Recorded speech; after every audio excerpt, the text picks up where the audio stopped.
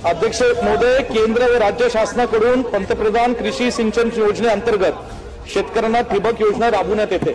अध्यक्ष महोदय, माझ्या सांगली जिल्ह्याच्या बाबतीत एक अत्यंत गंभीर विषय आपल्या निदर्शनास आणायचा आहे।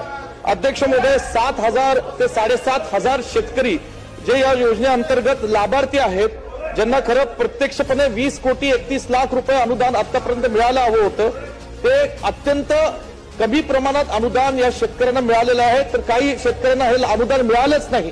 अध्यक्ष महोदय, एकीकडे केंद्र सरकार, राज्य सरकार शेतकऱ्यांना मदत करण्याच्या बाबतीत गंभीर आहे अशी भूमिका दाखवते, परंतु प्रत्यक्षपणे अनुदानाची रक्कम सांगलीसारख्या महत्त्वाच्या जिल्ह्यामध्ये शेतकऱ्यांना मदत करण्यासाठी दिली जात नाही। ती दिरंगाई का केली जाते, हा गंभीर विषय मला आपल्या निदर्शनास आणायचा आहे। आणि जी काय 20 कोटीची रक्कम आहे ती तातडीने आमच्या या 7,500 शेतकऱ्यांना दिली पाहिजे, अशी माझी आपल्याला नम्रपणे विनंती आहे।